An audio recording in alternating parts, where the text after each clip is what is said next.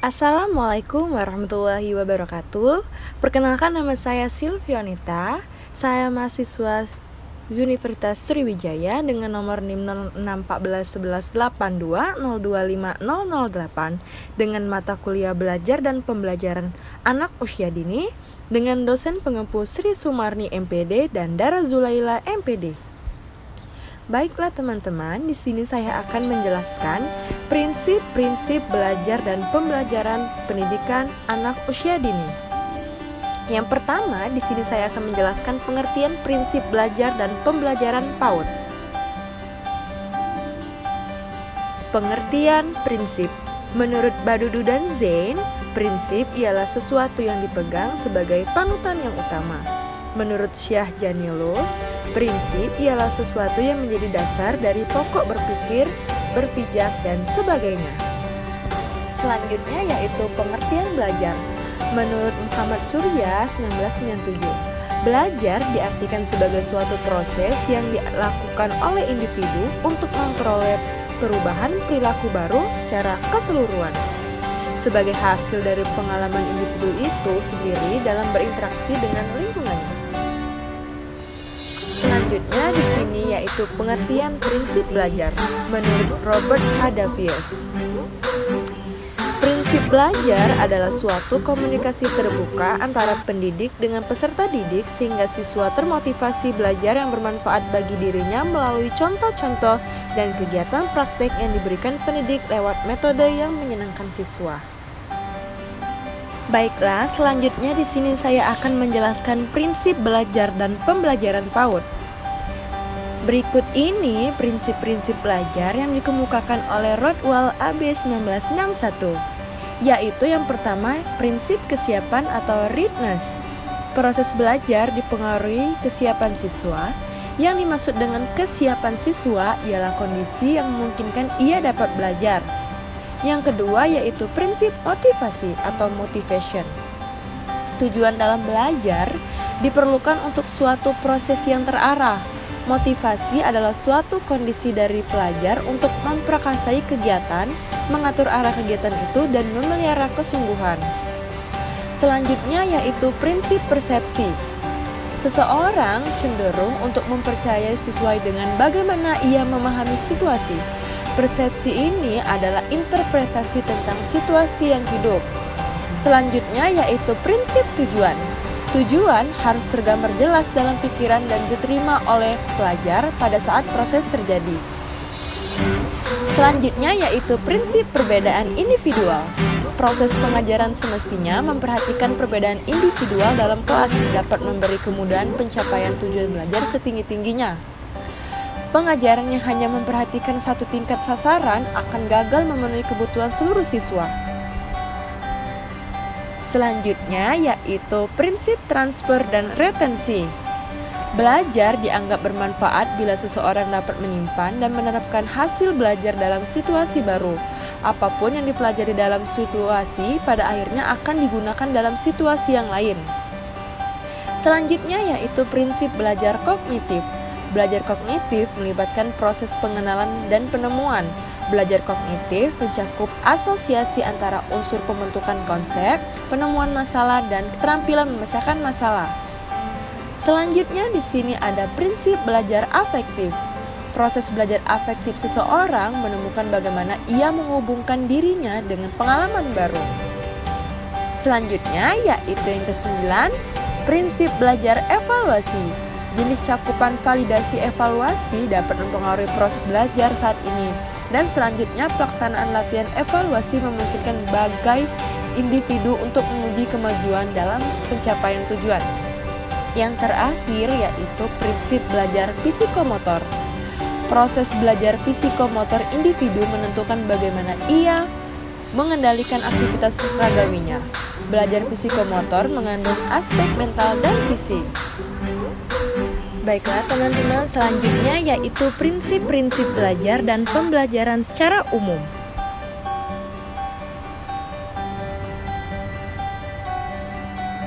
Nah, Prinsip-prinsip belajar yang perlu diperhatikan terutama oleh pendidik ada 8, yaitu di sini perhatian dan motivasi, keaktifan, keterlibatan langsung berpengalaman, pengulangan, tantangan, balikan dan penguatan, perbedaan individual. Berikut saya akan menjelaskan satu persatunya. Perhatian dan motivasi. Perhatian mempunyai peranan penting dalam kegiatan belajar. Dari kajian teori belajar, pengelolaan informasi terungkap bahwa tanpa adanya perhatian tak mungkin terjadi belajar. Hal ini mengandung pengertian bahwa perhatian terhadap pelajaran akan timbul pada siswa apabila bahan pelajaran sesuai dengan kebutuhannya. Selanjutnya yaitu motivasi. Motivasi mempunyai peranan penting dalam kegiatan belajar. Motivasi adalah tenaga yang menggerakkan dan mengarahkan aktivitas seseorang. Yang selanjutnya yaitu keaktifan. Kecenderungan psikologi dewasa ini menganggap bahwa anak adalah makhluk yang aktif. Anak mempunyai dorongan untuk berbuat sesuatu, mempunyai kemauan dan aspirasi sendiri.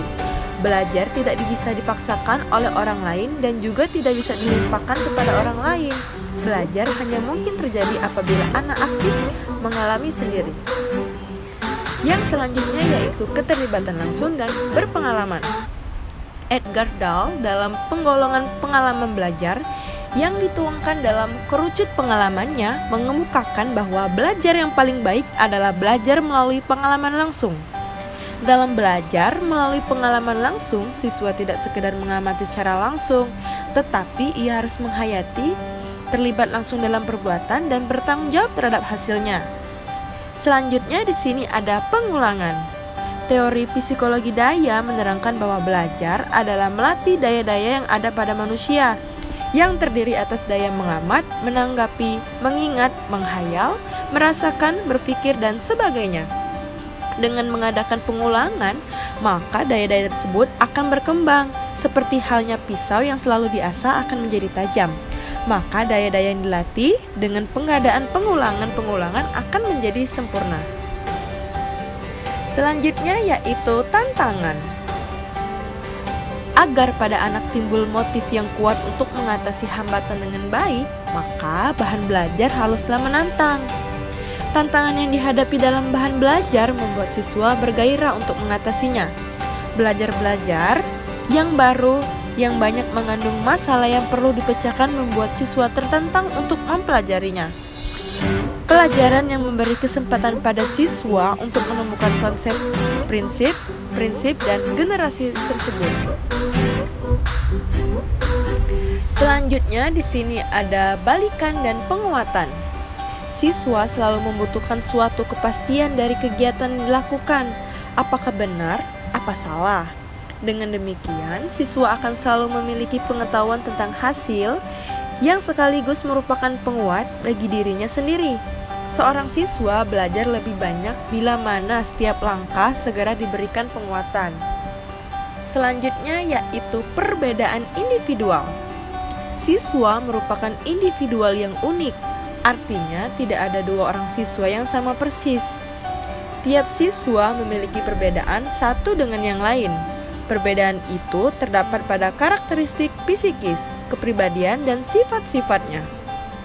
Perbedaan individual ini berpengaruh pada cara dan hasil belajar siswa. Karenanya, perbedaan individu perlu diperhatikan oleh guru dalam upaya pembelajaran. Itulah penjelasan beberapa dari prinsip. Selanjutnya yaitu di sini implementasi dan contoh prinsip-prinsip belajar dalam pembelajaran. Yang pertama yaitu dari perhatian dan motivasi. Dalam pembelajaran, guru hendaknya tidak mengabaikan masalah perhatian. Sebelum pelajaran dimulai, guru hendaknya menarik perhatian agar siswa berkonsentrasi dan tertarik pada materi pelajaran. Selanjutnya yaitu keaktifan siswa. Pembelajaran yang bermakna apabila siswa aktif dalam proses belajar dan pembelajaran. Siswa tidak sekedar menerima dan menelan konsep-konsep yang disampaikan guru, tetapi siswa beraktivitas langsung.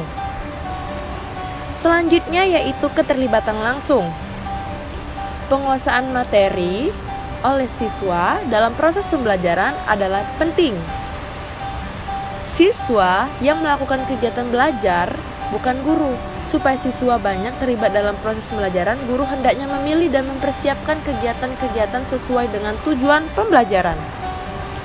Selanjutnya yaitu pengulangan belajar. Penguasaan materi oleh siswa tidak bisa berlangsung secara singkat. Siswa perlu melakukan pengulangan-pengulangan supaya materi yang dipelajari tetap diingat. Next, yaitu di sini ada tantangan. Kadang siswa merasa bosan dan tidak tertarik dengan materi yang sedang diajarkan. Untuk menghindari gejala seperti ini, guru harus memilih dan mengorganisir materi sedemikian rupa sehingga merangsang dan menantang siswa untuk mempelajarinya. Next, selanjutnya yaitu balikan dan penguatan. Penguatan atau reinforcement mempunyai efek yang besar jika sering diberikan kepada siswa. Setiap keberhasilan siswa sekecil apapun hendaknya ditanggapi dengan memberikan penghargaan. Dan yang terakhir di sini ada perbedaan individual. Setiap siswa memiliki karakteristik yang berbeda. Perbedaan individu baik secara fisik maupun secara psikis akan mempengaruhi cara belajar siswa, sehingga guru perlu memperhatikan cara pembelajaran yang diberikan kepada siswa tersebut. Nah teman-teman, demikianlah contoh implementasi dari prinsip-prinsip belajar dan pembelajaran PAUD. Saya ucapkan terima kasih, semoga bermanfaat untuk kalian semua. Saya akhiri, wassalamualaikum warahmatullahi wabarakatuh. Bye-bye.